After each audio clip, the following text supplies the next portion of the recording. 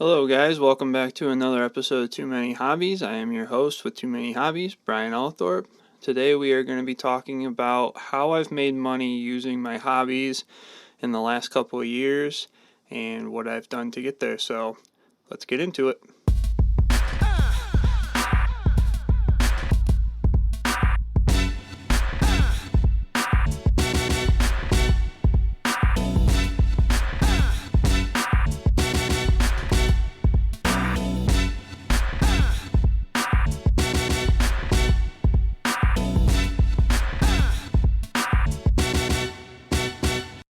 Alright guys, well a topic I've been wanting to do for a while is talk about how I've used my hobbies to create income. And what I mean by that is I've used skills that I have in my hobbies that I have been able to turn into a side business and actually earn supplemental money from. And I think that that's an important topic to touch on, especially if somebody has a full-time job and they're looking to make money off of the things that they enjoy doing. And for me, that was creating videos and as well as taking photos. And since I got good at doing both of those things, I've been able to create a media business where I can charge people to do either photo shoots or do videos, promotional videos, and recently started doing weddings. And it's become a pretty profitable side gig for me. And I think that if somebody has the ability to make money doing their hobby, that they should pursue it. And I'm not talking about making a full-time living out of whatever you enjoy doing, because I do firmly believe that when you start doing your hobbies as a job, that they kind of stray from being your hobby and they become something that you might end up loathing down the line. And I've seen and heard a lot of stories of people who decided to go into a business based on something that they enjoy doing just as a side gig and ended up not enjoying it either a couple years down the road or 10 years down the road. And I think that it's still probably better than having your normal day job, but you lose the passion that you had when you started that hobby in the first place. So for me, when I started making videos for YouTube, hunting videos and fishing videos, I decided after a while that I can also do little promotional videos and things like that. So I started small and I was working on just little projects that kind of caught people's attention that I was doing just in like on walks and stuff like that, just creating little cinematic videos. And that kind of stuff on especially on social media will catch people's attention. And what happened for me is when I started doing those small videos, I mean they were only a couple minutes, if even a full minute, but then my gym wanted me to start doing little promotional videos for events that we were holding, and it's not a very big gym by any means, so extra money for production of a promotional video from an outside source isn't really fathomable just from a budget standpoint, because it's such a small area and there's only a handful of us that work out there. We pretty much pay the money to keep the place rented out. And so I enjoyed doing it just because I enjoy making the videos. And so after you started making videos like that go up on social media and they're specifically edited to catch people's attention and promote something, in this case I was promoting events using these videos, and that kind of kick-started what now I'm doing with wedding videos. And I didn't get paid for any of those promotional videos. I had to do quite a few videos for free before somebody was willing to pay me for my work, which is, I think, a small step that a lot of people get hung up on, is that if you do have a hobby like this that you can monetize, you're most likely going to have to start out doing things for free. And essentially, it's getting that content for free. Like, you're creating that content and somebody's letting you film it, and in turn you get to use it as promotional value on your social media platforms, Instagram, Facebook page, Twitter if that's what you want to put it on, YouTube, and it just brings a lot of value to you before you start making money. You can show off your work and show what you're able to do, whether that's maybe you do tattooing on the side, or handyman work. And I mean, there's so many other things that you could turn into a side business. It doesn't just have to be photos and video. It can be anything that you enjoy doing, that you wouldn't mind making a little money on the side doing. And you can get creative, and it kind of gives you a push to create something that you wouldn't do on your own. I wouldn't have filmed weddings unless somebody asked me if I could do a wedding for them. And while I didn't make a lot of money doing that, unlike a lot of wedding videographers, I did make money on my first wedding. And that kind of helped me. It gave me the push to say, well, look how much money I made on this video. Imagine what happens when I start doing these more often and get more experience. I mean, it only gets better as you get more experience, and if you can find the people that are willing to let you get that experience by either paying you or just allowing you to, in my case, film your wedding, it might not be as simple as somebody having an event that you can show up to and get the experience, but the same concept applies when you're trying to find people that are going to let you get more experience in whatever it is that you decide that you want it to start monetizing. And the more experience you get, then you can start promoting it more, using it on social media, and then before you know it, somebody eventually is going to come up to you and say, hey, I'll pay you to do this thing, and now you've had this much experience and you are doing it much better, and you can turn out a better product or service or whatever it is that you're providing. Now, with this experience, you're going to find that right off the bat, you're going to attract a lot of lower budget people, and that's not entirely a bad thing. The lower budget just means that you're going to make less right off the bat, but those people also they know what they're paying for. They're not paying you 10 grand for something. They're paying you maybe a couple $100, maybe $1,000. And it's not to say that they're getting what they pay for, but they're paying for a lack of experience, and that in turn gives you experience. So it's a win-win in most situations. Now, you're going to either run into people that are expecting more than they're paying for, and I think that that's also an important lesson to learn along the way, is also how to deal with those people. And if this isn't your full-time gig, or you just don't want to deal with it, it's not hard for you to walk away and say, well, I didn't really lose out much money on that. And you also get the experience of dealing with your customers that might not be as easy to deal with as most of the people that you're going to end up working with. And I think it's easy to take a lot of the things that I'm talking about and apply it to whatever you're doing, but using wedding films as an example, since that's what makes me the most money right now as a side gig, I'll eventually run into a bridezilla, as most people are referring to it as, and it's just going to have to depend on the situation whether I deal with it or not, because at the price point that I'm charging for these, it might not be worth it for me to have to deal with that when I can just walk away from it and I haven't really lost anything. I mean, I might get a bad review from walking away from something, but you can justify that review to anybody that were to bring it up.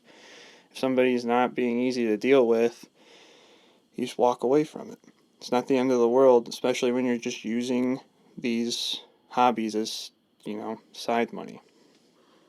So, in saying all of that, my main point is that as you start charging people, you're going to have to expect that you're not going to be attracting the highest paying customers right off the bat. You're going to see that it's a lot of people that are more in a budget realm, and that's not a bad thing. You're going to get experience. You're going to learn from a lot of these experiences that you have, and it's just ultimately going to make you create a better product or a better service. And at the end of the day, that's really all we can ask for. I mean, we're not in this to make a ton of money. We're just doing this as a way to make some extra money while doing something that we enjoy to do. And, for me, it's making videos, it's making sweet pictures. I mean, anything that people want me to do as far as the media side goes, that's pretty much where I want to be. And I guess I've explained the video side of what I've been able to monetize, and the photo side isn't much different. Basically, I was posting pictures on mostly my Facebook page, and a lot of people that I'm friends with or through friends of friends noticed that I was taking professional looking pictures and have hired me to do photo shoots, like family shoots. I've done a wedding. I have 2 more weddings lined up in the next year, which I would rather do wedding video as opposed to photo, but I'm not going to discriminate one way or another. I think that I'm going to enjoy taking wedding photos, so, but in the grand scheme of things, they're both about the same. I mean, people pay more for video than they do for photos, and at least they pay me more for videos than they do for photos, but it's the same concept. And you can take these concepts and ideas that I'm talking about and apply them to anything that you're interested in doing. I mean, you can take this further. You can take this to a point where it becomes your full-time job. You just have to also remember that you're not going to feel the same way about it as a full-time gig as you do as a hobby. And whether that makes you create something better because it's your full-time gig, or makes you kind of loathe the idea of whatever it is that you've taken on, you're just going to have to decide whether that's worthwhile for you or not. And in most cases, I would have to assume that it is going to be worthwhile for you to make a full-time living doing something that you enjoy doing. But everybody's different. So I also wanted to touch on the fact that not everything that you're doing as a side gig will produce you money. You can also look into working with other companies and trading your skills for products or promotion or whatever it is that you want. In my case, I have found that companies that I work with and provide media content for promotion pretty much will exchange any kind of product that you're looking for.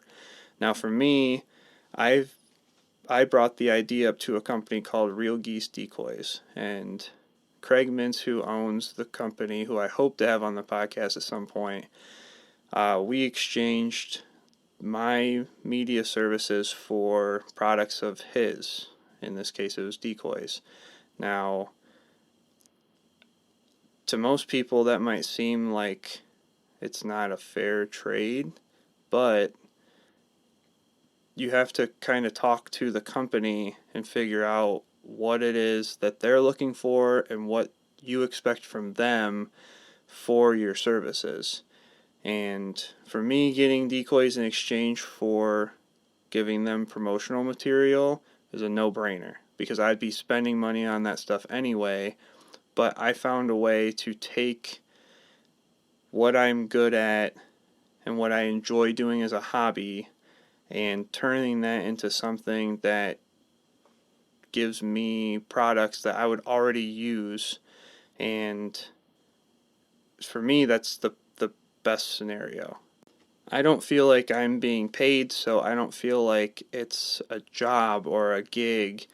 I can take these products and use them for whatever it is that I'm using, for example, or whatever I'm doing. For example, I was, at the time that I spoke with Craig, I was training my dog. And so I told him, well, while I'm training my dog and I have to start introducing him to having decoys in the field, I will start running him through these decoys, and I'll just take my camera and I can snap a few photos each time that I'm training with him. So for a few sessions, I took my camera out, I set up the decoys, and I was running him in a way that he was getting good training, and at the same time, I was getting good photos. Then I was able to send those photos to him, and they were able to use them on their Facebook and Instagram accounts. So some companies you'll find pay a lot of money for their marketing and for media material and stuff like that. So they're more than happy to give you some product in exchange for your services, because more than likely for them it's cheaper to give you the products, but you would be spending more money on the products anyway. So why not try to find a way that both parties can be happy? It's much easier for me to get free products and then just go out and shoot. And I feel like then I have the freedom to do it whenever I please, because these guys aren't paying me and expecting me to give them something right away or in a time frame. It's just, hey, take these products, use them, take photos, take video, and then send them to us. And I recently did some photos. Just one day I was bored, set up these decoys in my backyard, and took photos. And they used one of the photos that I sent them, and 1,500 people liked them, or liked the photo. There's like 150 shares on it. And while that doesn't have my name on it and people don't know that I did it, it at least makes me feel good that I gave them material that they were able to use to market their products. And I feel like that kind of exposure shows my worth to them, and I'll have more opportunities to get products in exchange for the material that I provide to them. And I've also made a video for them for a product that's just coming out.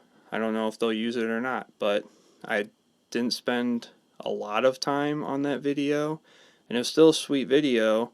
So if they decide to use it, it's gonna get views. But if not, neither one of us were out a whole bunch of money or time.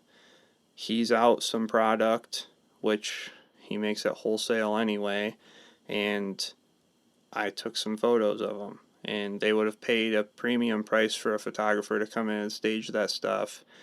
But both parties are happy. That's really all you can ask for. So if you can take something like that and apply it to whatever it is that you're doing, whether you have a YouTube channel and you review products, well, you start reviewing products that you've already bought, and soon enough people are going to reach out and offer you products. That happened with me.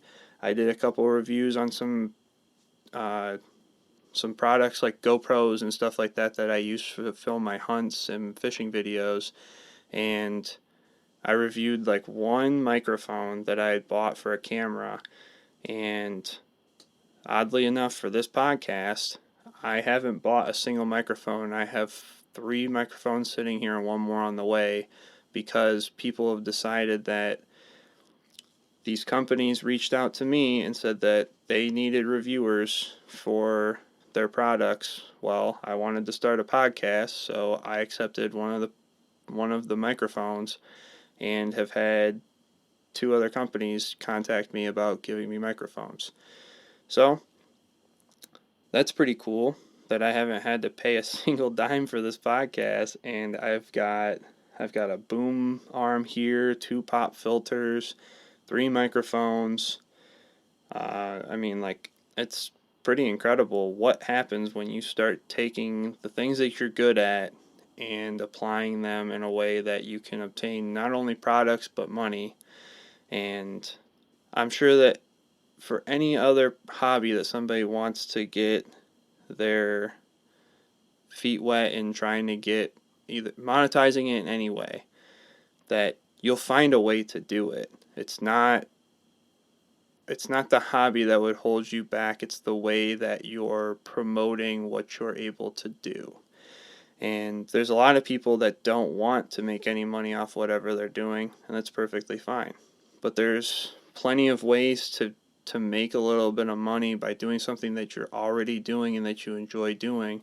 So you might as well, even if it takes a little bit of time and effort out of your normal schedule, you can use that money that you make to buy more stuff that you like to use and do. Like, I've bought so many cameras and camera gear and computer gear and this computer with money that I've made doing side gigs for photos and for video production. It's really a no-brainer. It takes a little bit of editing time, it takes a little bit of shooting time, but at the end of the day, if you're making money off of it and you're getting the things that you were already going to pay for and somebody else is paying you, you might as well do it. And really, there's no downside to it. If you don't like what you're doing, or you don't like how it feels when you're doing it for money, then just stop doing it. But it's worth trying and seeing if you like it, and then you can go ahead and say, well, maybe this is something that I would really like to do, and then you can kind of promote it more. You can set up Facebook pages, Instagram accounts, and just see what happens. I'm sure there's been so many people that end up doing this stuff full time and haven't lost any of their interest in it as a hobby, but they just started, producing or making or creating whatever it is that they like doing, and all of a sudden somebody offered them money to do it. It's a no-brainer as far as I'm concerned. I feel like everybody should at least try it, and if you don't like it, then don't do it. But for me, this year, or at least in the next year, I have, I think, 8 wedding videos to do, 2 wedding photo shoots, and I mean, those are all going to make me somewhere between $14,000 and $18,000, and that's going to be a lot of extra money that I can use for anything. There's sky's the limit with that. I mean, I can book more wedding videos if I want to buy something more expensive, or like we're going to be trying to work on our house. Well, there's some extra money, and it's all because I've obtained these skills just because I've become so passionate about these hobbies, and it's paying itself off at this point because now it's worth something. But I've also got, more work with Real Geese coming up. That's going to create more opportunities for me, and I can also probably get more product out of it or get paid for it. It doesn't really matter how that one shakes out, but as far as like getting more product and making it worth my investment and worth my while, it's always nice to get something in return for whatever I'm doing. So I'm also going to be doing more YouTube reviews, and I'm sure that there will be more companies that reach out and give me products for that. And it's just such a nice feeling knowing that whatever you're doing for fun can also make you money. And hopefully this podcast kind of either gave you some ideas or made you think about ways that you can monetize whatever you're doing. And hopefully you guys can start applying these to make a little bit extra money or get some free stuff out of it, whatever it is. Hopefully you guys found this useful and, educational to an extent of trying to figure out what you can do with your hobbies. So I think that's going to wrap it up for this episode, and I appreciate everybody tuning in. Hopefully in the next couple weeks I can get a guest on. We've got hunting coming up next week. Hunting starts, so we'll have a podcast talking about that. I have a new microphone coming so that there's less background noise. I'm trying to increase the value of the show just to, because I want people to enjoy listening to it. And yeah, I appreciate you guys tuning in, and we will catch you on the next one.